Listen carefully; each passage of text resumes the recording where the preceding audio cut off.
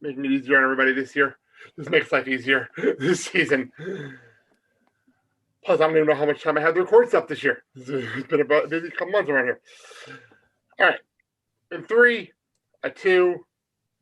Hello and welcome back to D5 The Mighty Ducks, the podcast where we discuss the 1996 Disney hockey sequel, D3 The Mighty Ducks, 5 minutes at a time.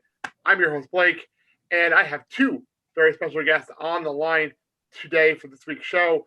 First of all, returning from last season, from 5 Minute Arrival and Cock and Bull Movie Talk, Robert E. T. Black. Rob, Hello. how are you doing? I'm doing good. Did I miss anything? Currently, I also have Annihilation Minute. Okay, there you go. I knew I missed one. I knew and the Room Minute, actually. I got 4 right now. I knew I was going to miss something in there. And a newcomer to this show, someone you've probably heard on a lot of MMX shows over the years, Father David Mowry. Welcome to the show. Hi, Blake. Thanks so much for having me. No problem. Welcome to the show. I'm glad you decided to come on the show. Well, I couldn't miss Hans's funeral. You know, he just meant so much to me and really taught me how to fly. So I just had to make sure I put on my best clerical suit and make sure that I paid my respects. Well, I thank you for that. By the way, I was going to make a note. My wife was looking at the sheet for guests, and he's like, you have a priest coming on the show? That's pretty normal in our world. That's pretty normal for us. You just never know where I'm going to turn up. Yeah, it cracked my wife up and showed my sheet. I was like, what? Anyway, before we get into the minutes that we have here, let's talk about everyone's experience with it. Robert, last year, you were on the show, and you said D2 you never saw it before.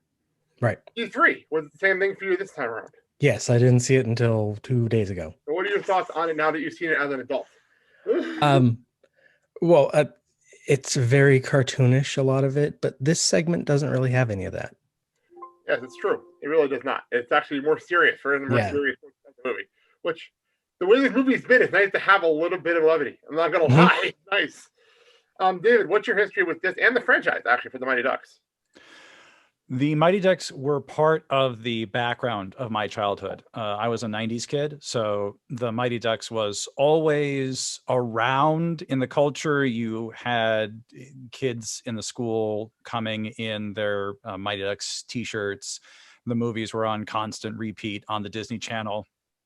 And it was never something that I was interested in because I didn't care about hockey. I got that, oh yeah, ragtag bunch of kids, they have a coach, something, everybody wins at the end. And it was enough for me to know that it existed and to gain as much from cultural osmosis as I did. So like Robert, this was not a movie I had seen until 2 days ago. And coming to it, I was really interested to see the movie grapple with the growth of the characters in terms of age, that now we no longer have the little league hockey team. Now we have to grapple with, oh yeah, high school and stuff. So what happens when we have this ragtag group of people go to a school that is way beyond their means? And the cartooniness there was more of the ridiculous high school bully variety than the frantic slapstick that I know is much more a part of the other movies. Though there's a lot of that too in D3. Yeah, keeping in mind in this movie, we already had like a massive prank war and all of that stuff in this movie. So, yeah, which would be a lot of fun covering earlier in this run because of how ridiculous those pranks got. A little bit ridiculous, but we are now at the serious point of the movie. When we last left you, Hans, we found out, has passed away. To everyone's distraughtness. I remember watching this for the first time. I was like, no, this can't happen. This can't happen. I was a kid in the theater seeing this. And I was kind of like, what? This can't happen. But it did.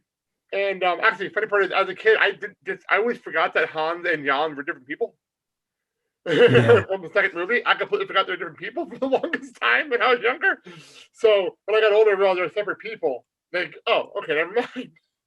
But we're at the funeral. We're here for Hans' funeral.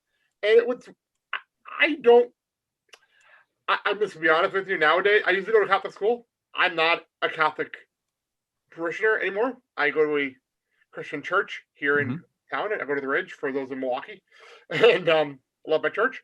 Matter of fact, I volunteer there once a month. Love my church. So doing a Catholic kind of thing like this is weird to me again, watching this back. Because I haven't had a funeral like this since my grandfather passed away. Like, that's a long time. So I've been at funerals lately. This is the first time I've really seen a funeral like this. So, David, how often is this kind of thing like this? Like the crowd outside, the prayers outside like this? Mm-hmm. How often? Well, I have many notes about this scene, as you can well imagine. So I expected it. in typical Catholic practice, the funeral ritual has three parts. There's the vigil, also known as the wake, the gathering of family and friends, usually at the funeral home, around the body, where there is the sharing of stories, a time to comfort the grieving. Usually you have great big photo boards of all the memories, and a way to celebrate the life that the person lived and to give thanks to God for that life. Then there's the funeral mass, which is a solemn celebration of what God has done for the deceased, with reminders of the gift of baptism. In the Catholic tradition, a celebration of the Lord's Supper as a way of being reminded of how Christ gave his life for us so that we might rise to newness of life, and that therefore holds out hope for this deceased person. And then at the graveyard or the cemetery would be the committal service, where there is a ritual chance to say goodbye to the deceased, to commend the body to the earth, whether that's going to be a burial like Hans is getting here, I presume, or it's going to be cremation later on. There is a chance for the family and friends to gather out in the cemetery. So every time that I do a funeral, there is a committal service that is seen as part of the ritual. Now, all that said, this is not a Catholic burial. Mm-mm. No, it looks like it at first blush, because you have the very nebbish looking minister with the stole and the which is the green sash he's got wearing, and then the white robe, which is called an alb, and you can see his little clerical collar poking out from underneath to make sure, yes, look, it's a minister. You can tell because he's wearing the thing. In the setup for this scene, however, it's all wrong. It's all wrong. First of all, green is not a color of burial in the the liturgical Christian traditions. Normally that would be white. White is the color we associate with Easter and the sign of the resurrection of Jesus. In some traditions, you might have purple as a sign of penance and a sign of praying for the deceased person for whatever unfinished business they may have had, that any sins that still need to be forgiven on their souls. Green is the color of, well, ordinary time, at least in the Catholic liturgical tradition. That is for most of the church year. When we are reading stories about the ministry of Jesus, we would wear green. So it's not a funeral color in the Catholic tradition. Secondly, first to say, I love hearing the entire Our Father in this movie. It is kind of refreshing, honestly, to have an actual expression of religious faith coming from a Disney movie, of all things, and to have a chance to hear the prayer in full. And in hearing that prayer, you can also pick up that, oh, wait, this is a Protestant service, because the Our Father includes the doxology at the end. For thine is the kingdom and the power and the glory. So there are, and that doesn't really surprise me. Hans is Norwegian, so it is more than likely that he is Lutheran in his faith tradition. Only 3% of Norwegian Christians are Roman Catholic. The other 68, there's a 68% representation among Lutherans who can have a strong liturgical tradition such as this one. Wow. Yeah, where do the three women in the Bavarian dresses fit in? Oh, we do have several very nice hats, don't we? Yeah. It's the I think it's called a dirndl, the dress. And there's like three of them standing there. I'm like, are they gonna sing? I was waiting. They didn't do anything. That is really weird. You're right. That is really strange. They're just kind of standing there. They're the bereavement committee from the local Lutheran church. They're there to represent the community. Oh my God, that's fantastic. That is great. I feel like I learned a lot in the last like 2 minutes there. That was nice. Mhm. That was a Yeah. lot. That was good. I like that. Oh, but the thing that drives me crazy about Go this for it. scene is just how Gordon just kind of pushes aside the minister, like, no, wait, no, I have something to say, which, boo on that minister for having a poor control of the ritual, because Mhm. if this is following typical patterns, the Our Father is one of the last things you do before the minister is going to wrap everything up. So the minute he's so close to being done, he's got the book. He just needs to be a little quicker on that draw. But if a Oh, hockey good. player approaches you, you get out of the way. Yeah, at the end of the day, it's the hockey funeral. So, but I do like the sentiment though of Gordon bringing Hans's jersey. I do like that sentiment. Just like, cause I don't think we've ever actually saw Hans's jersey. Like, I think that's the first time we actually saw it. We didn't see it in the first movie. He never wore it. So I think that's the first time we've really seen it, which is nice to know he had one. Mhm. He got him one jersey, which is a big deal because he's the reason they ever got to skate. They ever got their equipment. Like, he's the Yeah. reason. If it wasn't for him, they would never be on the ice. So it's been a while since I watched the first one. Is this the matching jersey of what they were before they had the new logo? Yes, this is the Duckworth jersey. This is the Duckworth logo, the original logo. So, which is that's actually the second time we've seen that logo in this movie, because Charlie wore it at the beginning of the movie Hmm. to the school. So that I don't think they showed that jersey that much in the second movie. Like they seen it more here than in the second movie, which is a nice thing to see. But I do enjoy the fact that he does give this great speech every time you touch the ice. Remember, it was Hans who taught us how to fly. That is a great sentiment. As a speech instructor, I would say it's a great sentiment, but not a good speech. Yes, I don't think anyone can hear him but Julie. it wasn't very loud. No. But the funny part is, Breath support, Gordon. Breath support. You just use your diaphragm. You're in an outdoor space. The wind is just whisking all your words Mhm. away. And they're right by a lake. It's going to be noisy. You got to speak up. One would think he would know how to speak. He was a lawyer and a hockey coach. One would think he would know how to talk loud. Mhm. Get your point across. It's short, but to the point. Just get it out loud. It's not like you're doing you have a whole written speech here. You don't. 2 lines. Because I kind of find it impossible now that you're saying that he didn't say that. Then how did Charlie hear him? Right. How could he possibly have heard him? Well, that's why Charlie's upset. He didn't hear him. He thinks he just showed up and put a shirt on the thing. That's a very good point. That's a very good point. I don't think it would have mattered to Charlie whatever Gordon Sure. would have said. Charlie would still just be mad at him because of the abandonment that Charlie feels like has been foisted upon him. Mhm. It's true. And what's weird about it is that I'm watching this whole thing and I realize walking away, I'm a huge Dawson's Creek fan. So I watch him cry and it's Pacey Witter all over again. I've been saying that all movie. The more the movie continues, the more Joshua Jackson turning into Pacey Witter in this movie. Like, this movie continues. And the crying and the walking away was straight out of Dawson's Creek. Like, straight out of that show. And he just keeps right on walking right into the lake. Pushes the geese aside. He just goes right into the sea. You're going to drown his sorrows. And are those birds geese? Because could they not get ducks for this shot? Yeah. Oh, we're probably. Or is that the point? He's walking toward geese. Well, the thing is, they're filming at a real cemetery, so I think they're just gonna go what they're going with. They're actually filming at the Lakewood Cemetery in Minneapolis, Minnesota. So I think he's gonna go with what's there. You know, these geese are my teammates now. You'll be ducks, right? Quack for me, quack. Just to finish up the funeral scene, though, they do put what kind of flowers are they putting on there? Are those flowers or are those like they're putting on top of the actual casket?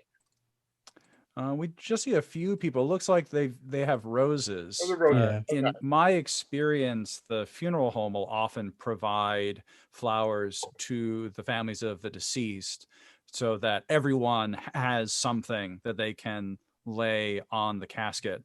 And I've also seen where that is not provided, people will just take flowers out of the flower arrangements and lay those on top. Like, oh, won't give me a flower, I'll just take one of these and put it down on there.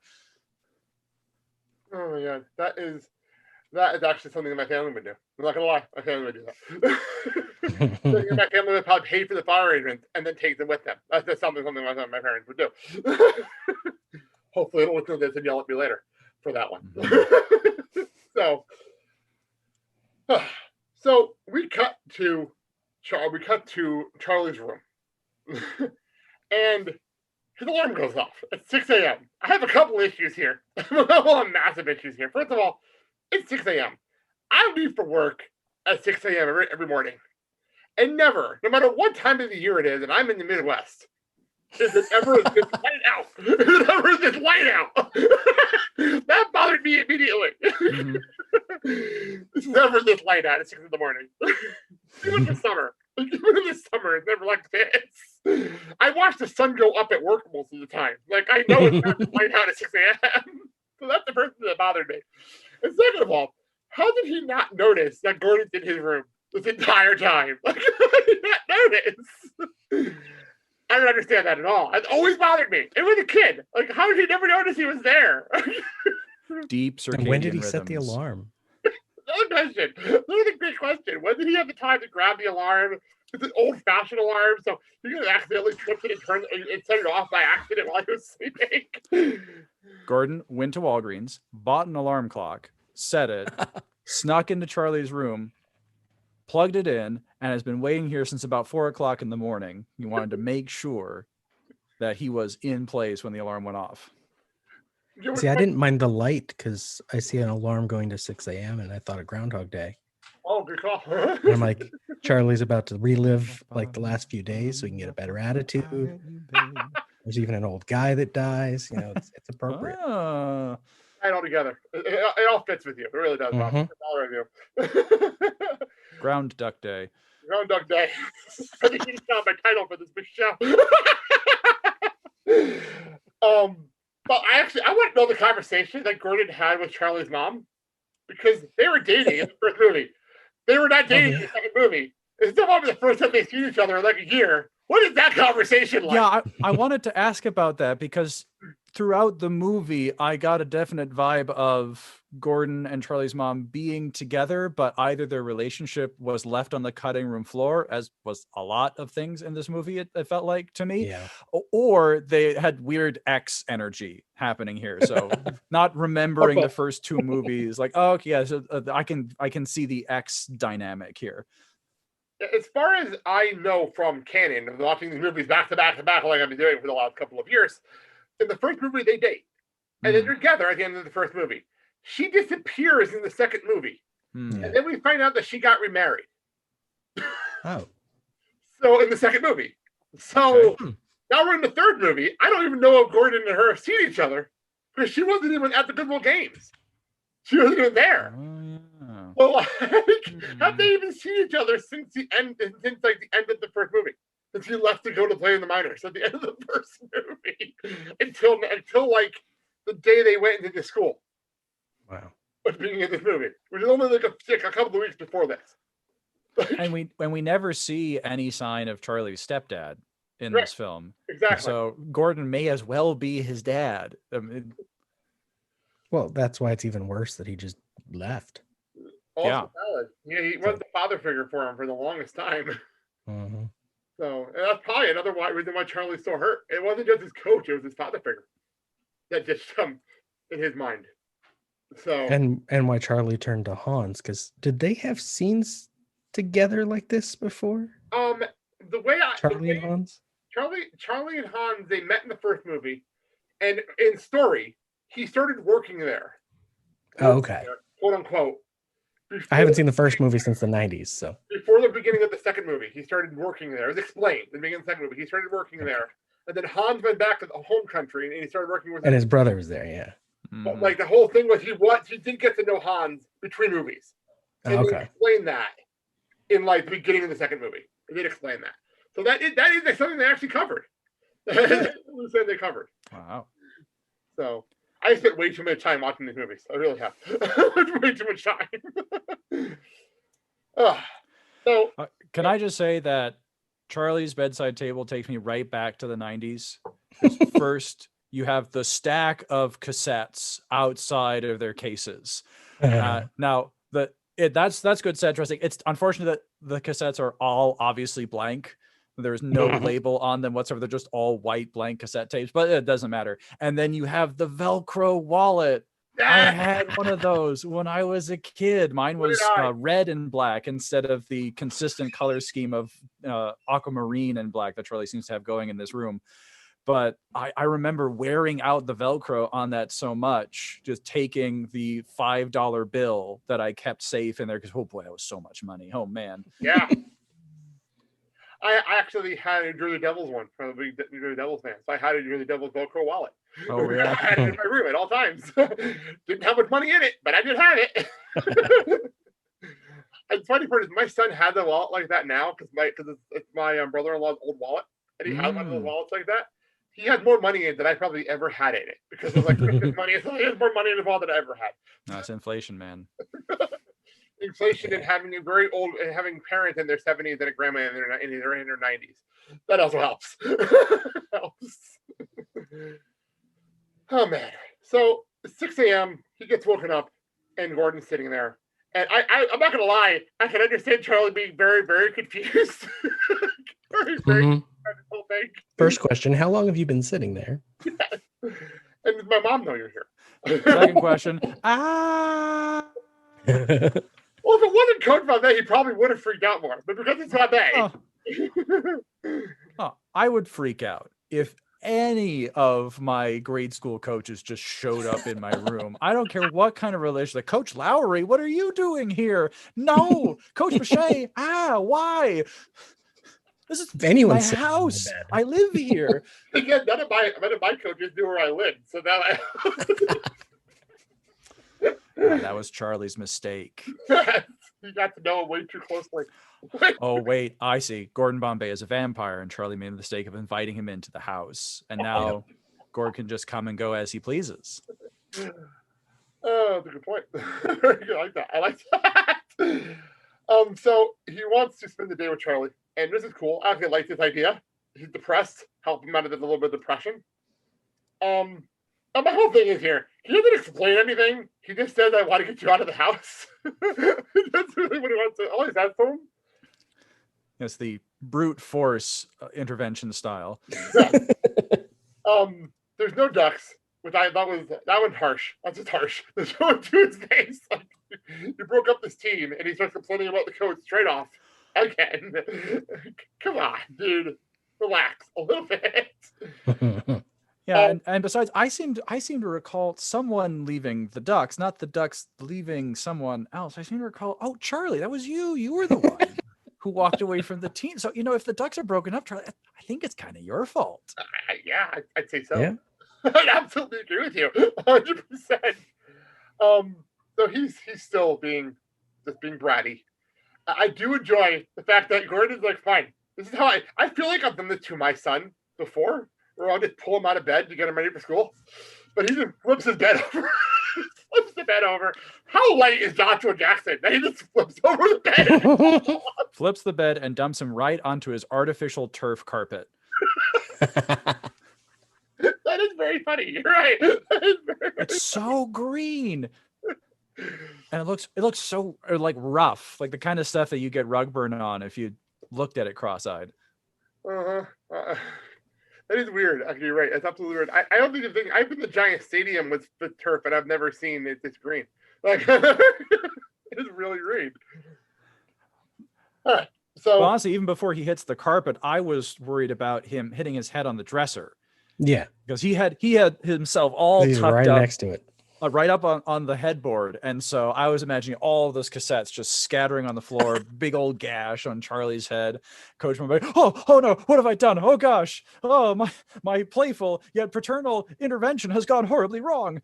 great. Now I gotta go to the ER. I gotta take him to the ER now. Damn it! It was my day. There goes my day. It's okay. On the next loop, he'll be able to get out of bed before he gets pushed out. I see what you did there. Well, I think the next loop is he duct tapes his door closed before he goes to bed to keep Gordon out. It would be the third or fourth loop Yeah. when he would be out before Gordon even shows up. Gordon sneaks in through the window, and he's like behind him. Dang it. Hey, Rob, I have to ask a question. Because Okay. we're talking about loops and everything. Have you ever seen the Phineas and Ferb series finale? No. They did an episode. The last episode of Phineas and Ferb the longest day of summer, is Yeah. Candace and Doof stuck in a loop. Oh, They I keep must going watch back and forth having to fix their problem. It's an hysterical episode. Absolutely hysterical. Probably right up your alley based on the whole like loops and everything. It's very, very funny. It's the last episode of Phineas and Ferb. Not the movie that just came out, the last episode of the series. It's a fantastic episode. Phineas and Ferb is one of the best things Disney has done I agree. in the last decade. I love that show. So Love it. good. Love that show so much. So, all right. So we cut to after I do appreciate, by the way, that Charlie is wearing boxers when he falls out of bed. Appreciate that. And because we did not need any more weird, like if this is earlier in the movie, or it was like Averman, he'd be wearing like boxers with hearts just for the joke. For the joke. That's something Averman would do. But Charlie, no, that's not how it works. But we cut to an auditorium or a rink, and they're sitting here. Now I have this actually got brought up earlier from Jim Anderson earlier in the run, talking about this scene. They're sitting here. They're having a conversation. They're the only two here. How does Coach Orion not notice they're there? At all. He is too in love with his daughter. Yeah, he's busy. Okay. All right. He gave up his career for her. He's not going to look away. Okay. Besides, Charlie's flannel acts as a camouflage. It allows him to blend right into his surroundings. And as we established, Coach Bombay is a vampire, so if he doesn't want to be seen, he's not going to be. Mm-hmm. Very, very valid. I remember owning all of those flannel shirts when I was a kid in the late 90s, early 2000s, where they're about 3 sizes too big, looking very grungy, all untucked. And watching this movie took me back like, oh yeah, I remember when that is how you dressed when you were a kid in the 90s. What were we thinking? It looks so bad. Yeah, it is really bad. But hey, you know what? It was the 90s, and you got away with it. You can't get away with it now, but you got away with it then. Mm-hmm. History is over. We can wear flannel. You know what? We're still in the time where nobody cares what we're wearing anyway, so nobody cares right now. So now we get the backstory of Orion, which I have to admit, I remember watching this movie for the first time. I did not see this coming the first time I saw this movie. I did not expect this whole story, which I was like, okay, this is good. The fact that his daughter was in a car accident and he was injured, and he didn't want to leave her when the team left Minnesota and went to Dallas. This might be one of the sweetest stories I've ever heard. Like one of the sweetest like father-daughter stories ever. I appreciate this a lot. So I do appreciate this. As a parent, I appreciate this. Mm-hmm. So well done on this story, because it makes everything actually make more sense why he's here. The sweetest detail in this scene is the fact that Coach Orion's daughter has figure skates on. She does, yeah. Yes. Which is so good. That's because it would be one thing just to have push her out on the ice in the wheelchair, and isn't that cute? But there's a whole relationship that's suggested by that, where Coach Orion not only takes her out skating, he treats her as a skater. Yeah. He treats her as someone who is going to be on the ice and is going to be prepared to skate like anybody else would. And that speaks volumes in just that little detail to the relationship the two of them have. Yeah, it's this little detail like that that shows how good of a parent he is. Like, it's just a little detail. It's a small little thing, but it means the world to her. Mm-hmm. It means so much to her. Charlie's now starts to see him in a different light. I like the fact that he's still calling him a washed-up bully who couldn't hack it, despite this hearing in this story. Still calling him that. Yeah, well, teenagers are dumb, so... This movie proved that a 14-year-old is stupid. Straight up stupid. I mean, that's just science. It's true. Trust me, I have a 12-year-old downstairs. I'm well aware how dumb they can be. By the time people hear this episode, he'll be 13. I can't say it. 13. I'm having a hard time. Of course, the tough part is, Blake, that you're the one who's going to get dumber in the coming years. Because for him, you're going to be dumber and dumber as the years go by until about 18, 19, and then you're going to start getting smarter again. Yes, it's very true. Very true. That's a good point. So we cut to the hallway. And Before we get to the hallway, go for it. I don't have a familiarity with the Nutcracker because I grew up not celebrating Christmas and everything, but the music playing, I was looking it up. Go for it. And it's Waltz of the Flowers, which Right. structurally is like a couple oboes, then a harp, and then French horns. Like slowly, the whole orchestra joins in. It seemed like it fits the theme of the film Ooh. because I it's like that. all these parts come together, and by the end of the song, it's everybody. That's a good point. And That's it's good. I like much. that. And then we get to the familiar part. It's everybody. Yeah, I like that actually a lot. I didn't think about it that way. You're absolutely right. Yeah, the ending of the Waltz of the Flowers is just this big swell and crescendo of sound as the orchestra is just absolutely going ham. Yeah. And that goes to the whole theme of teamwork that is at the heart of this movie, that you start off maybe feeling a bit disconnected, but when everything comes together, there's a whole symphony that results. Yeah. Good point. I like that. That was good. I like that a lot. Very nice. Very, very nice. All right. Now it was brought up at the beginning of the movie. Oh, and there is another thing I had about this scene before we get to the hallway. Does Coach Bombay have a key to the school? Because it's clear that it's like the weekend or something, because the arena is dark, no one's around in the hallway. And sure, Coach Orion has a key to the ice rink at Eden Hall. Makes total sense. Right.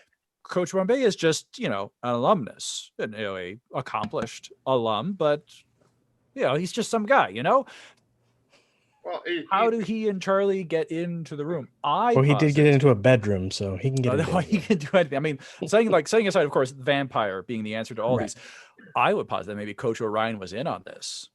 Ooh, maybe. Coach Orion left a door open for Bombay and Charlie, because Orion actually does want Charlie back. Orion's playing the long game. That's why he made him not captain earlier. He's playing with him because he's bringing out his best. Mm-hmm. I like it. That's a good call, actually. Actually, now that I'm thinking about it, that makes sense, because I can see Bombay pretty much telling Orion, this is my plan. This is what I want to do. And I know you have this system. I don't want to mess with your routine. And that explains why they're not noticing him there, because he knows he's there. He knows. It ties it all together. That ties everything together. That's a good call. I mean, yeah, that would actually make a lot more sense why they're not noticing, because he knows they're there. He's not going to break his routine with his daughter, even though he knows they're there. So that's a great call. Very nice. Very good. Very cool.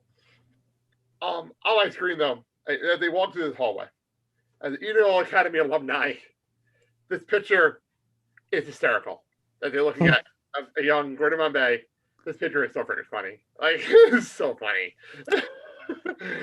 Did they put Emilio Estevez in a wig for this picture, or did they get? No, it's actually from the same photo shoot as what he used to use for his headshot. Really? This picture, he's showing his teeth, but his headshot was the same thing with a closed smile. Wow. This is a real old photo of him. Oh my gosh, that's so cool. Yeah. I actually did know that too. I actually do that too. That picture is him, which is even crazier. That is his picture. He's like, I'm proud of myself. Oh, and the paisley tie. Oh man. I give him credit for just having the nice little, like, I can't think of the word, but having it where he can make fun of himself. Yeah. Totally make fun of himself. It's an awful photo. It's not a good picture at all. But it's still, it works for the point. And he gets to make fun of himself. But also, then summarize the entire first movie. That's pretty much what happens. He talks about his life and then gives the entire plot to the first movie. As if Charlie doesn't know it. No. Like, what is the point of this speech? Because you have to think, the people in the audience watching this movie, especially when it came out, are fans of this franchise. What is this speech for? What is this speech for? Everybody got that? Good. Charlie, not for us. Like, not for the people in the audience. For the people in the back. Like, Charlie's been gone for most of this movie, so let him explain his character and everything we need to know. Go. Maybe it's for the parents that are with the kids that are just there for the movie, like my dad, who I don't even think he remembers the first movie. I think he remembered it, but it's him. Like, I don't know who this speech is for. It's just literally it's him just recapping the entire first movie. This speaks to, like I was saying before, about parts of this movie that feel like they were left on the cutting room floor. I feel like a lot of Bombay was cut from this movie.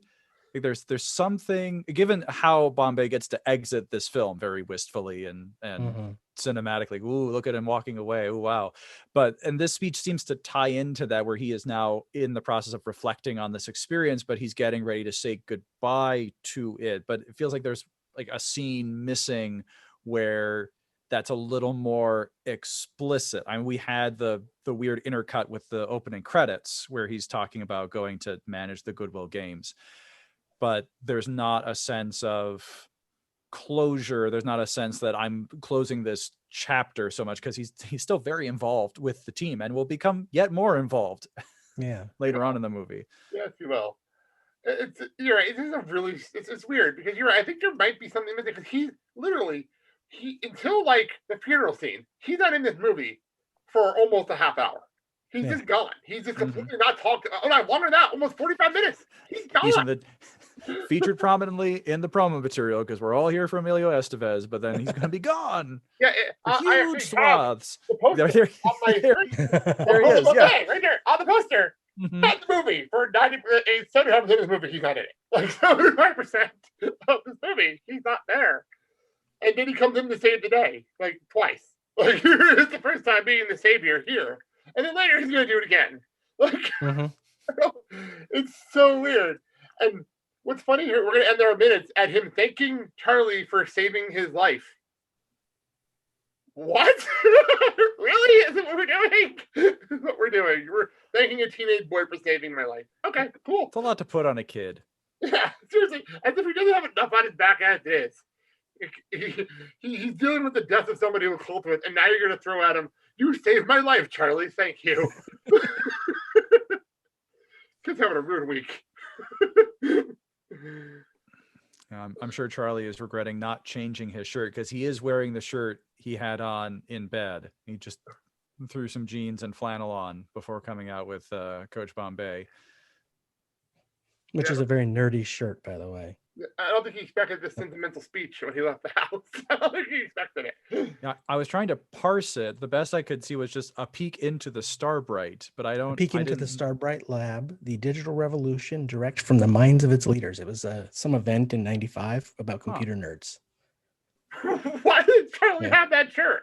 I don't know. I was like, is he a computer nerd? I don't think so. Charlie Conway contains multitudes. That's weird. That's really crazy. It doesn't sound like something up Charlie's alley, but maybe there's something we don't know about. You know, there's something we're missing, and he went to some computer thing and loved it and got into this. I don't know. Or is he going to? Or the actor wore it because he didn't care. Oh, good call. Maybe it's something that Jackson wore. He wanted to have it on. He was hoping to promote something. Well, you know, costuming did have a T-shirt for Charlie for this scene, but you know what? That's fine. You don't change out of that. We'll just put you in makeup. That way you don't have to take the shirt off. That's okay. All right, let's go rolling, please. Quiet on the set. Oh man! So the second half of the speech will come up next week, and I'm just going to tell who's on next week's show. Next week I'll have All-Star David Kincannon on next week to continue this speech and continue on with the film. Any other notes from either one of you men before we get to our last question of the show? I'm just glad I looked at this segment briefly and then I watched the film, and I was glad I got this segment because so much of the rest of the film, like some of their hockey games, the pranks are so cartoony and like sillier than I remember the earlier films being. Maybe they were the same. I don't know. But then this was like an actual thing happening, and I liked it. Something really important happened. Yeah. You know, some really good storytelling happening here. David, anything else you want to add on here? Just that when they first come walking down this hallway, as any moodily lit shot of a school hallway will make me think of Carpe. Yep. Yes. Well, and I believe the bedroom the other team sleeps in was in that movie. No, that's one of the trivia things on IMDb. And I was like, really? I suppose if you're, a boarding school, like, oh yeah, we'll make movie deals with anybody. Robin Williams, Mighty Ducks, sure, whatever. It's all the same. There you go. All right.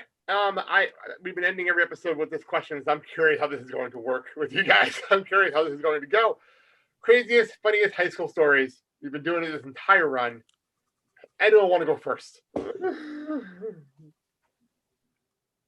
I completely forgot the thing I came up with. Oh no. You think, David, you got anything for him? I was a huge nerd in high school, and so I don't have a huge store of crazy, funny stories. The only thing the only thing that I can relate, when I was about Charlie's age, so a freshman in high school. One day after school, or just a bunch of us bombing around, giving each other a hard time, and we decided, hey, you know what? Let's just start playing tag.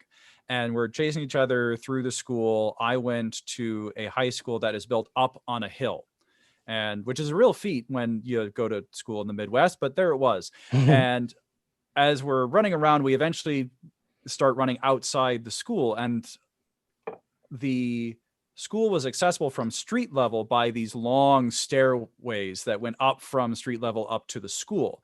And so as I'm being chased, I'm running towards one of these stairs, and I vault over the railing and come down with my full weight on my left leg. Oh. And I feel my knee snaps and then reset itself like a typewriter.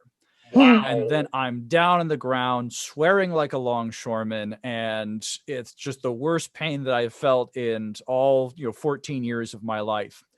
And then after a couple minutes, I was fine. Didn't feel anything. Was able to walk home.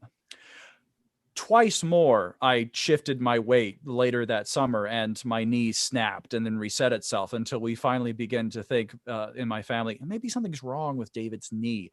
And when we went to go see the doctor, he had an MRI done. And when we came back, he put it up on the whiteboard and says, all right, well, now this is a normal knee. You see this cord here? That's your ACL. That keeps your knee from moving side to side. Here's your knee. You see this white amorphous blob down in the corner? That's what's left of your ACL. I spent the first month or so of my sophomore year in a leg brace and crutches because I had decided to do hurdles in the stairway outside the high school. Oh my God, that's great. Wow, that's pretty great. It's not as bad as me starting my I think it was my freshman year, where my dad accidentally locked up and jammed my finger in a door, and I had to start going to school year with my fingers bandaged up like this for like 2 weeks. Accidentally slammed in Pennsylvania. I'm in New Jersey. We're in Pennsylvania. I'm about to come home from vacation, and he slams my fingers in a door. Well, it would have been very easy to be a man if you're worried then, because you'll always be able to say Scout's honor, having all those fingers taped together. Very true. Very, very true. All right. Back over to Robert. Now, I thought of one because of the vampire reference with Gordon earlier. I wrote a short story about vampires. This was about 8th grade, 9th grade. And a copy of it went around the school. Like lots of people had read it somehow. My junior year, I go to a private school owned by a church. I go to work at their editorial department in their teen magazine. And my editor, the guy who's my boss, one day I walk in his office, that story's just sitting on his desk. This is like 3 years later. Oh my God. How is that here? How does that exist? Oh my God. It's the weirdest thing to see my story, because it had this weird like title thing I had made that was all artistic, saying blood withdrawal, really big letters on the front. I'm like, okay. Hi. That is such a junior high vampire and you hired me. Title. Oh, it is. Oh, yeah. Good. I like that. That's fantastic. I'm like, are you regretting hiring me now? I still don't know how he got it. I just like backed out of the room. I'm like, I don't know.